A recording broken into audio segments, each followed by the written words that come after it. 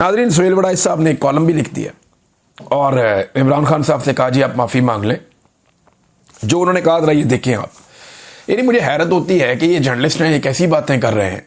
यानी इमरान खान को कह रहे हैं कि आप माफ़ी मांगें और आपको माफ़ी मांगनी चाहिए। उनको ये मशवरे भी दे रहे हैं कि कौम जो है ना वो एक और जुल्फ़िकार अली भुट्टो की मुतहम्मिल नहीं हो सकती। सुहेल वड़ाइच कहते हैं कि कैदी जी जान है तो जहान है। पाकिस्तान भुट्टो जैसा सानिया दोबारा नहीं देखना चाहता। अब ये एक धमकी है, ये एक धमकी है जो आसिम मुनीर से मुलाकात के बाद सुहेल वड़ाइच के जरिए से लगाई गई है। इससे पहले भी कुछ टाउट्स इस्तेमाल किए जाते रहे मिलिट्री एस्टेब्लिशमेंट की जानिब से जो धमकियां लगाने का काम करते थे। अब उन्होंने एक बेहतर टाउट हायर किया है जिसके जरिए वो धमकी लगवा रहे हैं। इमरान खान खुद कह चुके हैं और बार बार कह चुके हैं वो जेल में मरने को तरजीह देंगे किसी भी डील पर। मैं आसिम मुनीर के सामने नहीं झुकूंगा, मैं इस शख्स के सामने सर नहीं झुकाऊंगा, ये इमरान खान साहब बार बार कह चुके हैं। अब सुहेल वड़ाइच साहब धमकी लगा रहे हैं कि भुट्टो वाला हाल कर देंगे, यानी आपको कत्ल कर देंगे। अगर आपने जान बचानी है तो जान है तो जहान है। और उन्होंने कहा कि हम सानिया दोबारा नहीं देखना चाहते, ना ही आपके करोड़ों हामियों को मायूसी बेबसी में धकेलना चाहते हैं। माफी तलाफी से काम मुमकिन है तो ये फौरन करके जेल से बाहर निकलना ही अमलियत पसंदी है। डियर कैदी जी, आप बार बार कहा करते थे यू टर्न अच्छे होते हैं। एक यू टर्न मुल्की इस्तेहकाम के लिए भी ले लें, अगले इलेक्शन तक चुप का रोज़ा रख लें। देखिए इमरान खान ने यू टर्न लिया IMF के पास जाने के मामले में, एक दो और मामलात में भी लिए। लेकिन वो जो यू टर्न इमरान खान साहब ने लिए वो उन्होंने कौम के लिए लिए थे उस वक्त और अपने मौक़िफ़ से पीछे हटे थे। लेकिन इमरान खान एक बात और भी कहता था जो सुहेल वड़ाइच साहब भूल गए। इमरान खान ने कहा था कि मैं अपने मकसद तक पहुंचने के लिए यू टर्न ले सकता हूं, लेकिन अपने मकसद पर यू टर्न नहीं ले सकता। अब इमरान खान ये कहते हैं कि पाकिस्तान की एस्टेब्लिशमेंट से जो हकीकी आज़ादी है वो पाकिस्तानी कौम को दिलवानी है, ये उनका मकसद है। इस तक पहुंचने के लिए तो वो यू टर्न ले सकते हैं, लेकिन इस मकसद से क्या वो यू टर्न ले सकते हैं? होगा क्या अगर इमरान खान साहब माफ़ी मांग लेते हैं? देखें, ये नवाज शरीफ की ख्वाहिश है। नवाज शरीफ को इस बात का पता है, उसकी बेटी को भी पता है कि अब वो इमरान खान जितने मकबूल कभी नहीं हो सकते, ना कभी माजी में रहे, ना आइंदा कभी हो सकते हैं। तो उन्हें एक बात का आइडिया है कि हम तो वहां नहीं पहुंच सकते, उसको नीचे खींचो। इमरान खान से कोई ना कोई माफ़ी मुफी मंगवाओ, कोई एक आधा कागज़ का टुकड़ा हमारे पास हो, इसको लेकर हम दुनिया को बताएं जनाब हम भी वैसे इतने बुरे हैं और इमरान खान भी वैसे ही है। अगर हम बुज़दिल हैं तो इमरान खान भी दिलेर नहीं है। अब ये वो सारी कहानियां आवाम को सुनाने के लिए, अपने आप को रेलिवेंट बनाने के लिए इमरान खान को नीचे खींचना चाहते हैं। खुद तो ऊपर नहीं जा सकते, लेकिन उन्होंने हल ये निकाला कि इमरान खान को नीचे ले आए। अगर इमरान खान ने माफ़ी मांग ली तो ये सच्चे दिल से माफ़ी क्या होती है, यानी इसका पैमाना क्या है? Army chief field marshal Asim Munir को कैसे पता चलेगा कि ये जो माफ़ी मांगी है ये सच्चे दिल से है या नहीं है? उसका क्राइटेरिया क्या होगा? क्या बावजू होकर कोई ख़ास तरीक़ाकार करके कोई सच्चे दिल से खुशू खुजू के साथ वो कैसे पता चलेगा कि ये जो माफ़ी मांगी गई है ये सच्चे दिल से माफ़ी मांगी गई है या झूठे दिल से माफ़ी मांगी गई है? एक तो ये मुझे बहुत अजीब लगता है जो ये बात की जाती है। दूसरा, अगर इमरान खान साहब इस मामले में एस्टेब्लिशमेंट से हार जाते हैं, फ़र्ज़ करें, तो क्या होगा? होगा ये कि अगले कुछ अरसे तक के लिए, या हो सकता है कि लंबे अरसे तक के लिए, अवाम के अंदर से ये ख्वाहिश या उम्मीद दम तोड़ जाए कि जनाब एस्टेब्लिशमेंट को शिकस्त दी जा सकती है, या एस्टेब्लिशमेंट से जान छुड़ाई जा सकती है, या एस्टेब्लिशमेंट के जुल्म से बचा जा सकता है। हो सकता है लोगों में ये उम्मीद दम तोड़ जाए और इस वक्त एस्टेब्लिशमेंट को यही चाहिए कि पाकिस्तान की आवाम ये सोचना भी बंद कर दे कि किसी दिन वो पाकिस्तान की एस्टेब्लिशमेंट को अपने ताबे कर लेंगे। अब इसमें सुहेल वड़ाइच साहब ने जो कॉलम लिखा वो तो आपके सामने, मैंने आपको बता दिया कि वो मशवरे दे रहे हैं, साथ धमकियां भी पहुंचा रहे हैं। लेकिन ये सुहेल वड़ाइच साहब का पुराना तरीक़ाकार है। ये एस्टेब्लिशमेंट के आज की दासी नहीं है, ये एस्टेब्लिशमेंट की आज से गुलामी नहीं कर रहे। ये बहुत पुराने एस्टेब्लिशमेंट के मुती हैं, ये बहुत पुराने एस्टेब्लिशमेंट के चाहने वाले हैं। यानी हमें तो ये कहते हैं ना लोग कि जनरल बाजवा से, फैज़ से हमारे अच्छे ताल्लुकात थे। मैं लानत भेजता हूँ, मैं सारी ज़िंदगी कभी फैज़ हमीद को मिला भी नहीं, और जनरल बाजवा से जो मुलाकात हुई उसके अंदर भी इख्तलाफ हो गया। यानी मैंने जनरल बाजवा को उसके मुंह पर कहा था कि जनरल साहब 70 साल आपने चूरन बेचा कौम को कि कश्मीर को आज़ाद करवा लेंगे। अब आप हमें कह रहे हैं कि जाकर हम कौम को ये बताएं कि जनाब भूल जाएं कश्मीर को और इंडिया के साथ ताल्लुकात नॉर्मलाइज करें। ये नहीं होना। फिर मैंने कहा ये जो आपने बनाई तरीके लबैक के बारे में मैंने कहा ये लाहौर से लेके पिंडी तक ये जो आपने खेल खेल दिया है ना, ये आपको किसी दिन पता चल जाएगा जो ये आपके साथ करेंगे। और आप हमें चाहते हैं कि हम जाके इनसे लड़ें, तो आप क्या करेंगे? आपको ये फैसला खुद करना पड़ेगा कि आपने कौम के साथ ये क्या किया। ये चीजें मैंने उनके सामने रखी थी।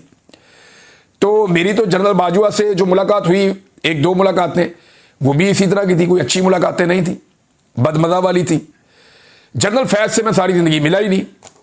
अब आप अंदाजा करें कि सुहेल वड़ाइच साहब, जो खुद को एक न्यूट्रल सहाफी कहते हैं, ये जरा जनरल बाजवा और जनरल फैज के बारे में क्या कहते थे, जरा ये भी आप सुन लें। जब जनरल बाजवा को एक्सटेंशन दी गई तो सुहेल वड़ाइच साहब ने लिखा कि बिलाखिर पाकिस्तान की पायदार तरक्की का रास्ता हमवार हो चुका है, क्योंकि तारीख के तालिब इल्म और तरक्की के ख्वाहां जनरल कमर जावेद बाजवा को मजीद 3 साल के लिए आर्मी चीफ बना दिया गया है।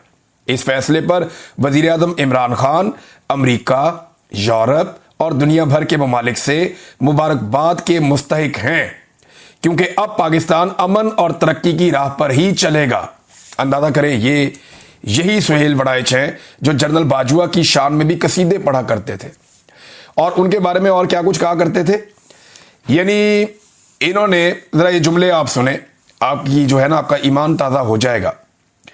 उन्होंने कहा कि तारीख का शऊर रखने वाले जनरल कमर जावेद बाजवा ना अफगानिस्तान में खाना जंगी चाहते हैं और ना ही भारत के साथ जंग। सो दुनिया भर के अमन पसंदों के लिए जनरल बाजवा की तकर्री एक खुशखबरी है। जब जनरल बाजवा की एक्सटेंशन की अफवाहें गर्म थी, तब आईएसआई के सरबराह जनरल फैज हमीद ने ओहदा नहीं संभाला था, मगर जहां 4 सीनियर तरीन जर्नलों के मुस्तकबिल पर सवालिया निशान लगा है, वहीं जनरल फैज हमीद जैसा आयरन मैन जनरल बाजवा की मावनत जारी रखेगा और जनरल कमर जावेद बाजवा की 3 साला मुद्दत मुलाजमत में तौसीह के बाद अगर वो अगले आर्मी चीफ के लिए सबसे ताकतवर उम्मीदवारों की दौड़ में शामिल हो चुके हैं। यानी वो ये कह रहे हैं कि अब फैज हमीद जो है वो अगले आर्मी चीफ आ रहे हैं। उसके अलावा और भी तारीफें की तरह ये भी सुने आप। आगे वो कहते हैं कि जनरल फैज हमीद 4 सीनियर तरीन जर्नलों में शामिल होंगे और अगर उन्हें भी इसी तरह 6 साल यानी 2028 तक बतौर अगले army chief of the staff अपनी पॉलिसी तसलसल से जारी रखने का मौका मिलता है, तो पाकिस्तान भी मलेशिया, हांगकांग और चीन के मॉडल की तरह फायदा उठाकर और तरक्की करके 12 साल गुजारकर नई मंजिलों की तरफ गामजन हो चुका होगा। यानी ये कह रहे थे कि पाकिस्तान चाइना बन जाएगा, मलेशिया बन जाएगा, हांगकांग बन जाएगा। अगर जनरल बाजवा ने ये 3 साल निकाल दिए, उसके बाद जनरल फैज हमीद को आर्मी चीफ बनाया गया और उसने भी 6 साल निकाल दिए, तो पाकिस्तान हांगकांग बन जाएगा। कमाल कर देगा पाकिस्तान तरक्की का। पाकिस्तान जो है वो एक बेहतरीन मॉडल पाकिस्तान तरक्की का अपना लेगा। ये जो कल कहानी सुना रहे थे जनरल आसिम मुनीर साहब की कि इनके पास 10 साला मनसूबा है, 5 साला मनसूबा है। अब ये कह रहे थे कि जनरल अयूब ने पायदार तरक्की, मुआशी तसलसल और सियासी इस्तेहकाम का 10 साला मॉडल बनाया और फिर इसे चलाया, डैम बनाए और पाकिस्तान को मलेशिया और जनूबी कोरिया की सतह पर ले जाने ही वाले थे कि अदम इस्तेहकाम हो गया, सियासी अदम इस्तेहकाम हो गया। ये शख्स बहुत पुराना जर्नैलों का मोती है, बहुत पुराना जर्नैलों के साथ खुशामद करने वाला है। मैं सुहेल वड़ाइच साहब के बारे में ये कहना नहीं चाहता था, लेकिन जो भी डिक्टेटर आता है परवेज मुशर्रफ से लेकर अब तक, सुहेल वड़ाइच साहब ने दबा के इनकी तारीफें की और इनकी गेम उठाई और इनके कसीदे पढ़े और फिर वक्त आने पे ये इनकलाबी भी बन जाते हैं। कॉलम में 2 लाइनें शामिल करके ये इनकलाब के अंदर अपना नाम भी लिखवा लेते हैं। इस आदमी ने सबसे ज्यादा पूरी दुनिया का ट्रेवल किया है अपने सहाफी होने का फायदा उठाकर। बहुत ट्रेवल किया है दुनिया का, मौजा ही मौजा। कभी एक छोटी सी कुर्बानी भी इन्होंने नहीं दी, कभी भी। जमहूरियत की खातिर हो जाए, सहाफत की खातिर हो जाए, इंसानियत की खातिर हो जाए, तो इन्होंने अपनी मौज मस्ती में जिंदगी गुजारी है और इन्हें यह लगता है कि मौज मस्ती ही जिंदगी है। यानी इमरान खान जो कुर्बानी दे रहा है उन्हें लगता है कि तो बेवकूफ़ी है। हर वो आदमी जो सुहेल वड़ाइच जैसी जिंदगी गुजारेगा, हर उस आदमी को इमरान खान जैसी जिंदगी गुजारने वाला आदमी बेवकूफ़ और पागल ही लगेगा। वो ये कहेगा कि यार कुर्बानी देने की क्या जरूरत है, लाइफ एंजॉय करो, जाओ वर्ल्ड टूर करो, फलां जगह पे जाओ, लोग टिकट देंगे, आप यहां जाओ, आप वहां जाओ, आप ये एंजॉय करो, तो मजे करो आप दुनिया भर की। और क्या जरूरत है कुर्बानी देने की, क्या जरूरत है मार खाने की, क्या जरूरत है टक्कर लेने की। लेकिन ये लोग तारीख में अपना नाम नहीं लिख पाते। आज सुहेल वड़ाइच साहब को लोग इसलिए जानते हैं कि वो इमरान खान का तस्करा कर रहे हैं। सुहेल वड़ाइच लिख दे कुछ और कॉलम, कोई पूछेगा भी नहीं, कोई बात भी नहीं करेगा। तो इनको अपने आप को रेलिवेंट रखने के लिए भी उन्हीं लोगों का नाम इस्तेमाल करना पड़ता है जिन लोगों को ये अपने से बेवकूफ समझते हैं। इमरान खान तारीख लिख रहा है और सुहेल बड़ाइश साहब सिर्फ इमरान खान का नाम इस्तेमाल करके कॉलम लिख रहे हैं। जो सवालात आर्मी चीफ से पूछने चाहिए थे वो तो पूछे नहीं। पूछना चाहिए था कि आपने 2024 के इंतखाबात में धांधली क्यों करवाई। पूछना चाहिए था कि आपने जाली फॉर्म 47 जारी क्यों करवाए। पूछना चाहिए था कि आपने पाकिस्तान तहरीक इंसाफ का इंतखाबी निशान क्यों छीना। पूछना चाहिए था कि तहरीक इंसाफ के लोगों को, शायरों को, सहाफ़ियों को, बाकी लोगों को जबरी तौर पे लापता क्यों किया। पूछना चाहिए था कि एमएनएस को अगवा क्यों किया गया। पूछना चाहिए था कि पार्लियामेंट के ऊपर अटैक क्यों किया गया। यानी वो जो सारी चीजें पूछी जानी चाहिए थी आर्मी चीफ से कि जनाब इनका जवाब दें जो आपके ऊपर इल्जामात हैं, बजाय वो पूछने के उनके बिहाफ पे आकर धमकियां लगा रहे हैं और बता रहे हैं। अब उल्टा काम हो गया। हुआ ये है कि सुहेल बड़ाइश से जो कॉलम लिखवाया गया उसने इमरान खान साहब को एक क्लीन चिट दी है। यानी वो कॉलम ये बता रहा है कि इमरान खान